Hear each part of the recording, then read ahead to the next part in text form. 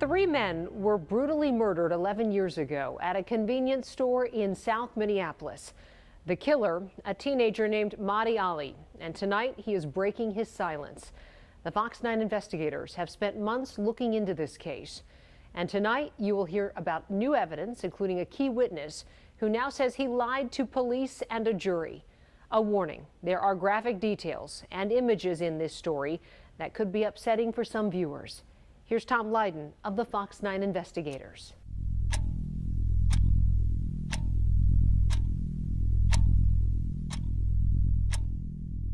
There are some crimes time never forgets. Corners that become constant reminders.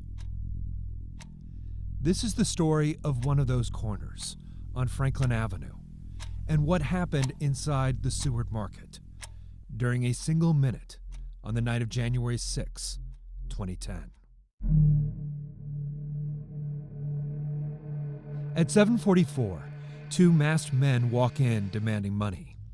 Surveillance cameras would silently document the next 60 seconds of horror. The gunman orders the two clerks, Mohammed Warfa and his cousin, Osman Elmi, to lie on the floor, while an unarmed accomplice goes to the back of the store to rob a couple. Suddenly, a customer, Anwar Mohammed, walks in, interrupting the robbery in progress. The gunman shoots him. As Warfa lunges forward, he's shot too. The robbers leave, stepping over Warfa's body in the doorway. Elmi gets on his phone to call 911 when the gunman suddenly comes back, chases him down, and shoots him too. The gunman fires a final round into the dying customer as he leaves, vanishing into the bitter cold night. 1 minute and 3 lives stolen. So to have that life cut short by senseless act was heartbreaking, right? And that heartbreak still stays with us as a family. Abdi Warfa was a cousin to both clerks who were murdered. That night 11 years ago, he'd called to say he was stopping by the market for a visit. So it hasn't been an easy journey. It hasn't been easy 11 years. 25th and Franklin, 2 guys shot at the Seward Market. Hello. 2 people are actually shot? They're in the doorway, man. There's blood all over. 3 down, it looks like. Okay. That memory still, that picture of the police sirens and everything stays with me. And, I actually try to avoid coming here as much as I can because I don't want that picture coming to my mind all the time. For the Twin Cities Somali community, the days that followed were filled with grief, shock, and anger. Why did a robbery cost 3 young men their lives? Within 48 hours, police would arrest 2 Somali teenagers who shared a last name but were unrelated, Ahmed Ali and the alleged gunman, Mahdi Ali, who had just turned 17. A decade later, Mahdi Ali is finally ready to break his silence. I'm not the one. I hope they find justice, man, and I hope they find the answer they're looking for, but I'm not the one. I'm not the one.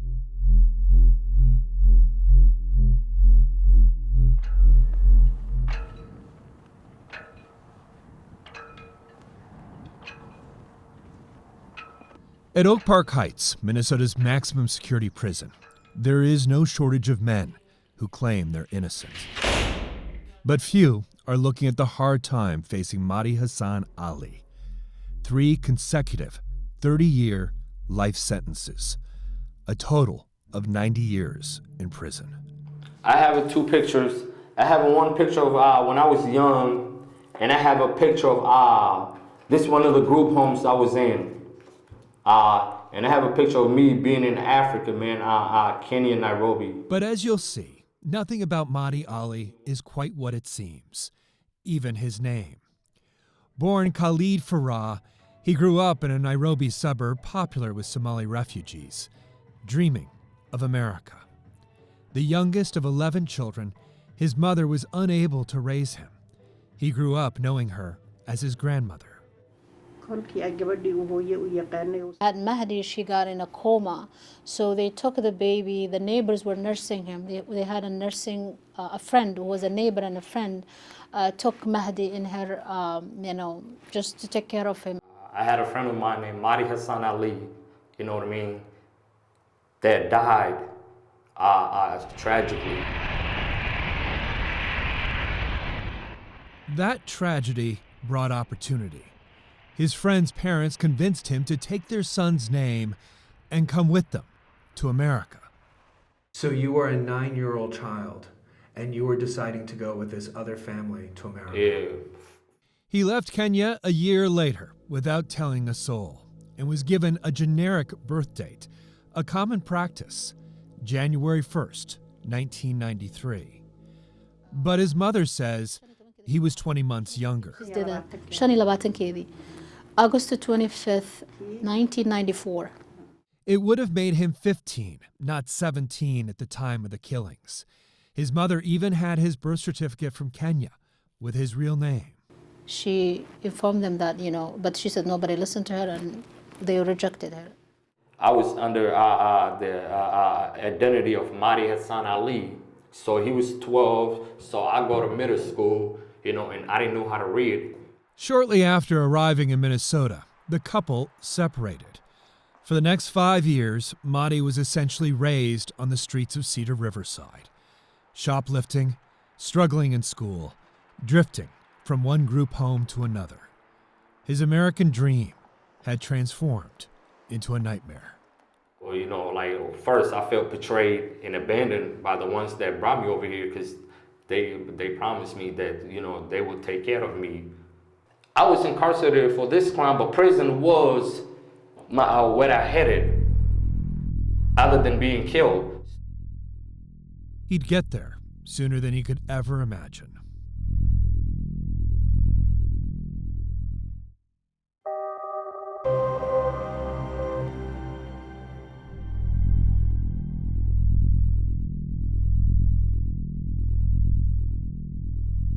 What I'm here with the motor. 2 days after the killings, detectives brought Mahdi Ali in for questioning. He was already their prime suspect. He's cocky, indifferent, and detectives aren't buying it. Because you know what, if I was sitting in your chair and somebody's asking me questions specifically about where I was during the time of a murder, I wouldn't be taking it as well as you. Over the next 5 hours, and without an attorney, Mahdi reluctantly describes a night out driving with 2 friends, getting high, hanging out. He tells detectives he came home to the apartment he shares with his grandmother right across the street from the Seward Market around 10:30 and saw the crime scene. But detectives were already piecing together a timeline from surveillance video at a Super America where they got gas, the city impound lot where Mahdi was trying to retrieve his own car but didn't have enough cash. And yet, Mahdi is fuzzy on the details. I do smoke weed, you know what I mean? I do forget sometimes when I get high something, You don't know much, to be honest with you. No, I have. Because you're lying about just little things. I don't believe a word you're saying. Why would you not believe a word I'm saying? Because I'm telling you, if you're telling me that you weren't here, you weren't there, you don't ask us the questions. We're going to ask you the questions, all right? But we're telling you, you're lying. Why would I lie about that? Exactly. And detectives make it clear they've got a competing narrative from his friends talking down the hall. We got other people in rooms right now. Detectives were already talking to the 2 teenagers Mahdi was with that night. Mahdi's best friend, Ahmed, and Ahmed's cousin, Abdusalan. Ahmed told police Mahdi talked about going on a mission to knock off the Seward Market, believing it had lots of cash on hand from a money wiring business. Ahmed said he went to the back of the store to corral the customers, and Mahdi shot the clerks because they recognized him. Abdusalan, who was the original prime suspect, told police he was dropped off before the robbery. But a classmate said Abdusalan had a very different story the day after the killings, confessing in a high school restroom that he was at the Seward Market that night, that Abdessalon knew details not yet public about the customer walking in, the killer stepping over a body in the doorway. According to the classmate, Abdessalon said he wanted to kill Mahdi to protect himself and his cousin, Ahmed. In exchange for their testimony, Ahmed got 12 years in prison. He'll be released next year. Abdessalon, who knew so many details, was never charged with a crime. We were unable to find him. That's someone that never was incarcerated for this case, was never looked at, was never paid attention to. Do you believe Abdessalon and Ahmed were trying to frame you up for those murders? Definitely. When they find out you got two cousins saying, hey, I was with him and he did it, and now I was with him and he did it, you know what I mean? Not framing each other, but rather framing me. There is one other person who knows what happened that night, and that is Mahdi's accomplice, Ahmed, who is still finishing up a 12-year prison sentence. He had declined to talk to us until today. He's changed his mind. He won't allow us to do this on camera, but he is allowing me to record the conversation. No one promised you anything or gave you money or promised you anything in order to talk to me? No. Yeah, I feel guilty about that because I was protecting somebody else and he ended up taking the fall for something that he didn't end up doing. You're telling me that you were not with Mahdi inside the market He when dropped me off. He dropped my cousin off around 6:15, 6:20, and he ended up dropping me off almost 7 o'clock. Ahmed admits he was at the Seward Market that night, but he now says the gunman was another man, not his cousin Abdessalon and not Mahdi. He says he lied to police and the jury to protect that man who he would not identify. He claims the real killer died 2 years ago from a drug overdose. I was young at the time. I had a lot of people in my ear. Like, the person was a close family friend to me, closer than Mahdi was at the time. And he ended up just becoming a scapegoat, I guess. Why were you protecting this other guy and throwing Mahdi under the bus? To be honest, I don't know. I don't know at this point. The problem, honestly, is I don't know what to believe. Is Ahmed finally trying to come clean and clear his conscience? Or is this the case of a guy who's going to get out next year and is just doing one last favor for his friend? I mean, I don't know, and I'm not really sure who to believe at this point. And so I think it doesn't serve society at all to put the wrong person behind bars. Criminal justice advocate Michelle Gross sees similarities to the case of Mayan Burrell, who was recently released from prison. She says he, too, was convicted on the testimony of unreliable witnesses with something to gain, and police under intense pressure to solve the case. And why would there be such an importance on the words of two people who absolutely admit that they were involved in this murder and who are trying to save their own necks? But there was also DNA evidence. In a search of Mahdi's room, detectives found a drop of blood on Mahdi's jeans inside the cuff. It was the blood of the clerk, Mohammed Warfa, who the killer stepped over. But there was something peculiar about that evidence. It contained the DNA of 4 people. Mahdi believes there was a lab mix-up, or the evidence was planted. And with a crime scene as bloody as this, he wonders how could there be only a small drop on his jeans and nowhere else, not his shoes or even the car they were driving. Mahdi also claims he has an alibi, that video surveillance from a nearby hospital would show him returning the car to a friend who works there at almost the same time as the killings. Why didn't your attorney introduce the evidence of the Fairview video as your alibi? First of all, he had no idea of the evidence. He was really more focused on not letting them give me life without parole, you know what I mean? A special hearing was held to determine Mahdi Ali's approximate age and whether he was 15 or 17 at the time of the murders. 2 years that could mean the difference between standing trial as a juvenile or as an adult. DNA tests had revealed the woman he had always known as his grandmother was, in fact, his mother, who testified to the authenticity of his Kenyan birth certificate.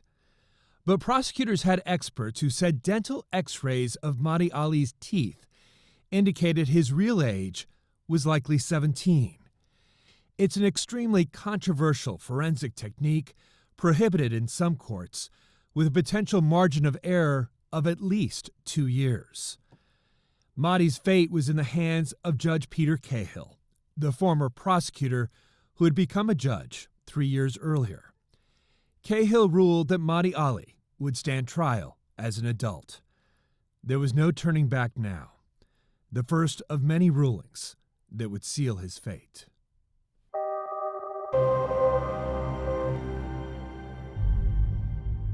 Mahdi Ali was charged as an adult with 3 counts of first-degree murder, 1 count for each life taken. His trial lasted 2 weeks, and Mahdi never took the stand, never addressed the victims' families, something he says he regrets to this day. And I want to apologize if I ever came across like someone that didn't care about their pain. At the time, I just want them to know I was 16 years old kid, you know what I mean? And I didn't understand the magnitude of this situation. The prosecution called 34 witnesses, including the cousins, who pinned the killings on Mahdi, a story that Ahmed has now told me was a lie. The defense called only 3 witnesses and finished after just 47 minutes. The jury took just 7 hours to reach its verdict, guilty of second-degree murder for 2 of the victims. But the jury saw premeditation when the gunman ran back into the store to kill the second clerk. On that count alone, Judge Peter Cahill sentenced Mahdi under the heinous crime statute, life without the possibility of parole. I'm so glad that it's over and he's gone forever. So glad. No more fear. The victims' families said they hoped Mahdi would rot in hell. Don't get me started. God is waiting for him. God is waiting for him. 11 years later, little has changed. So to have that life cut short by senseless act was heartbreaking, right? And that heartbreak still stays with us as a family. And you think even though he was a teenager, he had full capacity? Yeah, and also I should say, since you're talking about the Somali culture, there's this other idea that's not consistent with the American values of, you know, what is the appropriate age for teenagers to be responsible, right? In our culture, in the Somali culture, and by extension Somali American culture, 16 years is pretty much an adult. But 9 months after Mahdi's conviction, the U.S. Supreme Court ruled in Miller v. Alabama that juveniles are different.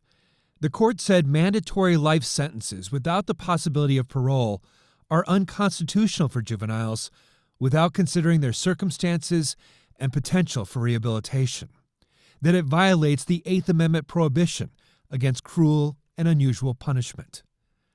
But the justices left a loophole. They said nothing about consecutive sentences piled on top of each other.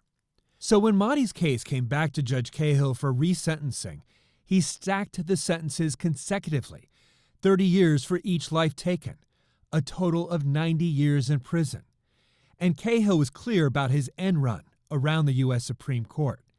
He said, "My imposing consecutive sentences is my message to future generations that you not be considered for release, no matter what the circumstances, no matter what the change in the law is."